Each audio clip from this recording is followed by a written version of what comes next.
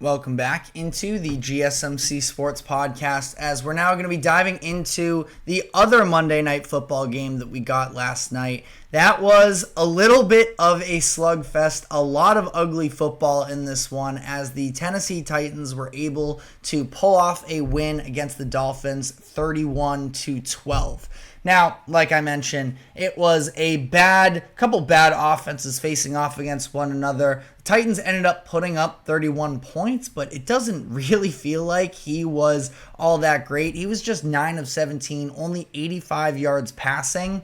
In this game, the Titans were able to just sort of benefit from the fact that the Dolphins couldn't put together any sort of sustainable drives. Now, they did see, for starters here, like I mentioned, Mason Rudolph, don't want to blow over the fact that he did end up taking over for Will Levis after the second drive, where Levis, it was another pretty ugly start for him. First drive of the game, he ends up throwing an interception, his 9th turnover of the season. Just blatantly did not see the defender in Emmanuel Ogbah sort of sitting on that route. He was staring down DeAndre Hopkins. Ogbah was just able to sort of read him down the entire way and ended up picking him off there. And then the second drive, it was a 3-and-out for Tennessee, but Will Levis ended up diving face first for a first down on the sideline. And when he came down, he seemed to sprain something in his shoulder,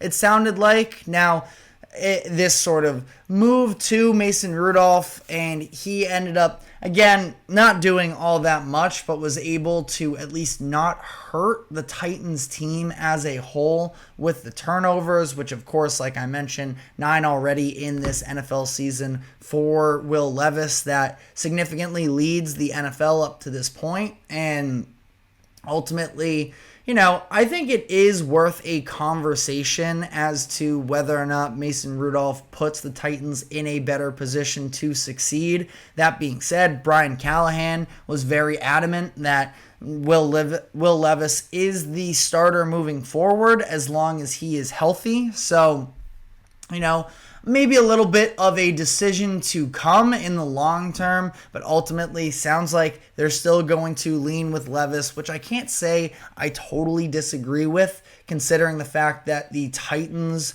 are not a team that's expecting to be in playoff contention this season anyways. So ultimately, you might as well give it more of a shot with Will Levis, because it's not like it's been all terrible with him. The turnovers have been horrendous, of course, but ultimately speaking, they have done, they've had moments at least of Levis being able to drive down the field. It's just trying to eliminate those turnover plays that have been so costly for the Titans up to this point in the season. So again, They end up putting up 31 points, the Titans do, but it was more so about you get 5 field goals from Nick Folk, who has been automatic as of late as well.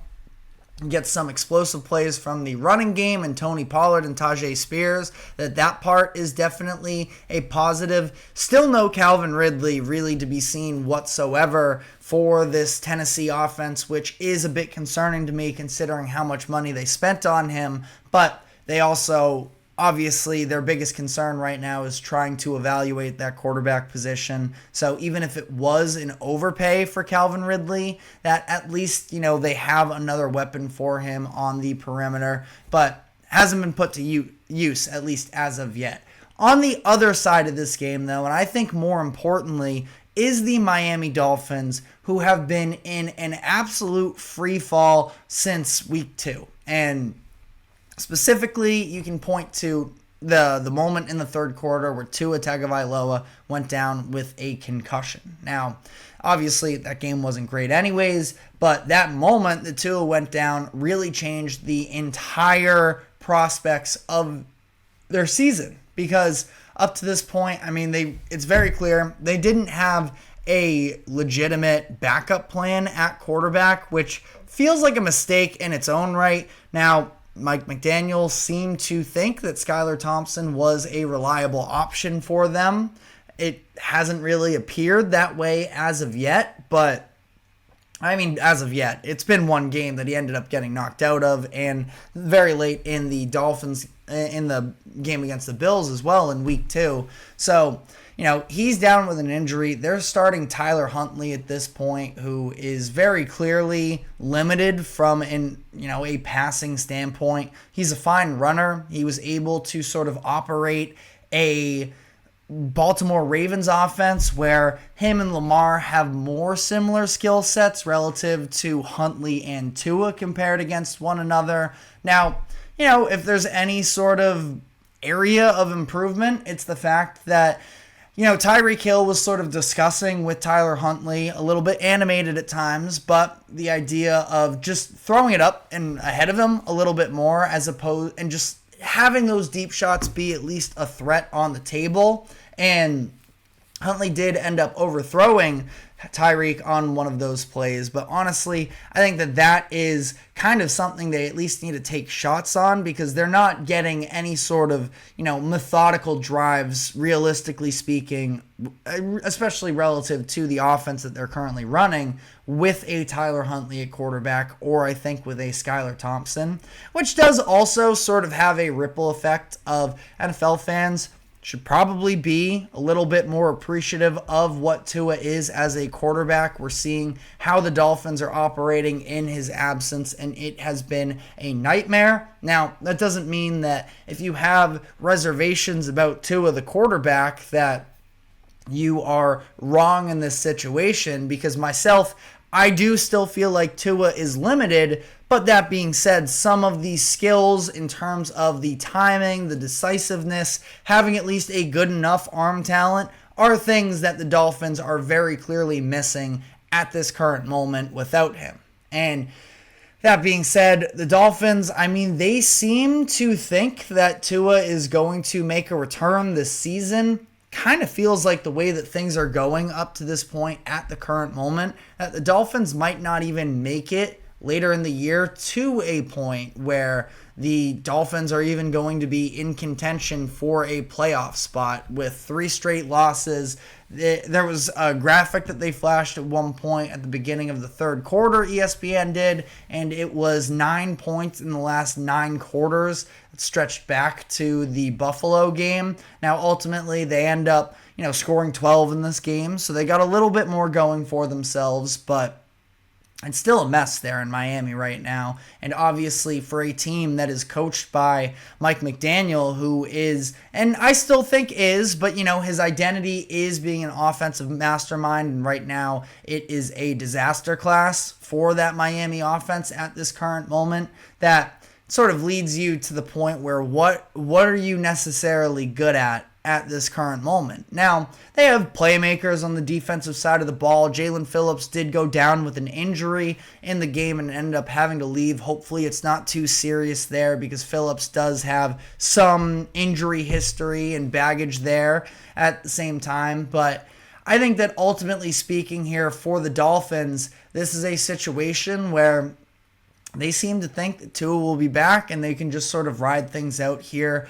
I would be pressing the panic button a little bit more in terms of you got to go out and get somebody, because at this point I just don't know what's even the point of playing the rest of this year if you're just going to be banking on Tua and you're going to be throwing him back into the fire where he has this concussion history already, and you're just going to throw him into it for the sake of what? Competing to win 6-7 games, and everything could change once Tua steps on the field. But I'm just saying that is an extreme risk that you are running in that situation. If by the time he comes back, the Dolphins are so deeply buried into this hole that they're in right now, where they're 1-3, they are, getting ultimately, kind of smoked by the Titans. The Titans completely dominated that game. It's just that Titans also just aren't that good, so they weren't fully able to make them pay. But still, a 31-12 loss is still pretty substantial, and I don't even think the Titans played all that well. I just think it was that they were better than the Dolphins in this particular moment. So for Miami at this point, they are next week on the road against the Patriots, which is a game that Patriots, not all that difficult of an opponent themselves. That being said, the Patriots are also looking at this game, myself as a Patriots fan, saying this is, probably one of the few games in the upcoming stretch where the Patriots can actually win, considering the fact that their offense looks even worse than the Patriots' offense, which is very hard to do at this current moment given what's going on in New England. But that being said, maybe a big spot for the Dolphins to at least pull out a win here and then go into the bye week in week 6 and be able to sort of settle down and find some sort of an identity. I just don't know if they have the answer at quarterback currently in that locker room between Tyler Huntley and Skylar Thompson, or Tim Boyle as well is in the mix there. So I think that, there are probably upgrades out there. It's probably going to be one of your cheaper options at that. Maybe a Jimmy Garoppolo.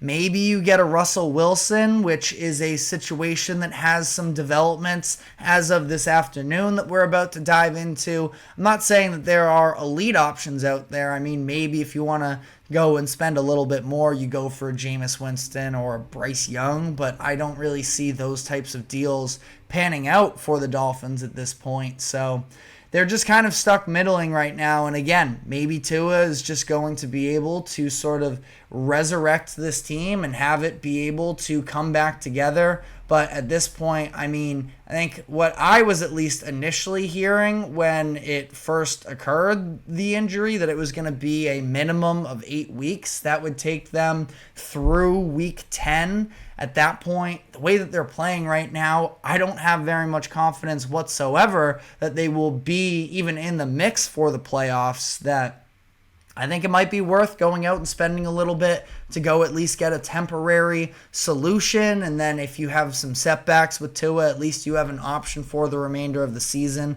But either way, things are looking very grim in Miami right now. And this is coming off of a year where they spent big on Tua, spent big on Mike McDaniel in the offseason. And to see it play out like this has been very disappointing. But let me know what your thoughts are in the comments section. I did just mention the idea of the Dolphins potentially being able to make a trade for somebody like a Russell Wilson, and that sort of goes hand in hand with the fact that we got some news as of this afternoon that Russell Wilson is trending towards returning from that calf injury that he's been dealing with. But it appears that Justin Fields will remain the starter, and we are going to dive into a little bit of their game this past weekend against the Indianapolis Colts, in which they suffered their first loss, and talk about what that quarterback situation currently looks like there in Pittsburgh. But before we do so, we are going to take a quick break. Do not go anywhere. We will be right back.